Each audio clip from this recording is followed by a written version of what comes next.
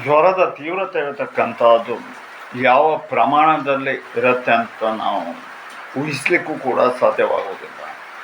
ಯಾಕೆ ಅಂತ ಕೇಳಿದರೆ, ಚಿಕ್ಕವರಾಗಿರ್ಬೋದು, ಮಧ್ಯಮ ವಯಸ್ಸಿನವರಾಗಿರ್ಬೋದು, ಅಥವಾ ವೃದ್ಧರಾಗಿರ್ಬೋದು, ಯಾರನ್ನೇ ಆದರೂ ಕೂಡ ಹಿಂಡು ಹಿಪ್ಪೆಯನ್ನು ಮಾಡಿ ನಾರಾಯಣನ ಎಡೆಗೆ ಕಳಿಸತಕ್ಕಂತಹ ಸಾಮರ್ಥ್ಯತೆಯನ್ನು ಹೊಂದಿರತಕ್ಕಂಥದ್ದು ನೋಡಲಿಕ್ಕೆ ತುಂಬಾ ಚಿಕ್ಕದು ಹೇಳ್ತಕ್ಕಂತಹ ಜ್ವರ.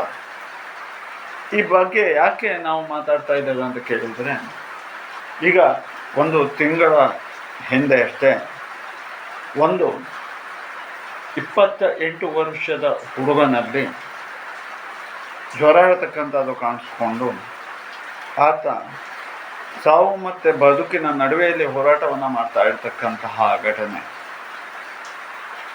ಆಸ್ಪತ್ರೆಗೆ ತಗೊಂಡು ಹೋಗಿ ಅಡ್ಮಿಟನ್ನು ಮಾಡಿ ಐಸಿಯುದಲ್ಲಿ ಇಟ್ಟು ಏನೇನೆಲ್ಲ ಸಾಧ್ಯವಾಗ್ತದೋ ಆ ರೀತಿಯಾದಂಥದ್ದೆಲ್ಲವನ್ನು ಕೂಡ ಮಾಡಿದ್ದಾರೆ.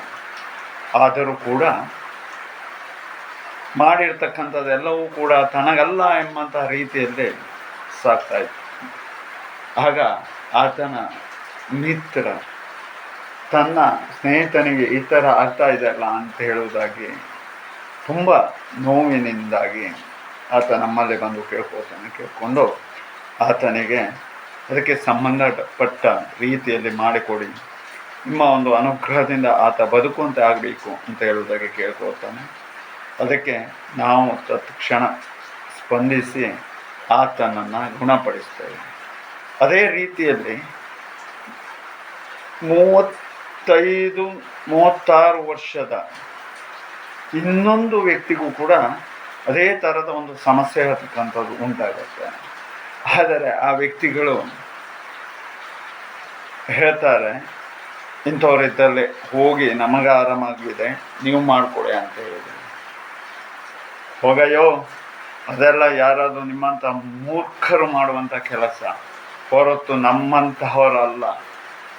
ನಮಗೆ ಹಣ ಇದೆ, ಮತ್ತು ಅಷ್ಟೇ ಅಲ್ಲದೆ ನಾವು ನಿಮಗೆ ದಡ್ಡರಲ್ಲ, ನಮಗೆ ಬುದ್ಧಿ ಹೇಳುವಂಥದ್ದು ಇದೆ, ನಾವು ದೊಡ್ಡ ದೊಡ್ಡ ಆಸ್ಪತ್ರೆಗಳಿಗೆ ತಗೊಂಡು ಹೋಗ್ತೇವೆ ಅಂತ ಹೇಳುವುದಾಗಿ ಉಡಾಪೆಯಾದಂತಹ ಉತ್ತರವನ್ನು ಕೊಡ್ತಾರೆ. ದೊಡ್ಡದಾದಂತಹ ಆಸ್ಪತ್ರೆಗೆ ಕರ್ಕೊಂಡು ಹೋಗ್ತಾರೆ. ದೊಡ್ಡದಾದಂತಹ 40-50 ಸಾವಿರದ ಇಂಜೆಕ್ಷನ್ಗಳನ್ನು ಪಡಿಸ್ತಾರೆ. ತದನಂತರದಲ್ಲಿ 1 ವಾರದ ಒಳಗಾಗಿ ಶವವನ್ನು ತಗೊಬಂದು ನಾರಾಯಣನೆಡೆಗೆ ಕಳಿಸ್ತಾರೆ. ಏನೂ ಕಲಿದಿದ್ದಂತಹ ವ್ಯಕ್ತಿ ಜೀವನದಲ್ಲಿ ಉಳಿತನ್ನು ಸಾಧಿಸ್ತಾನೆ.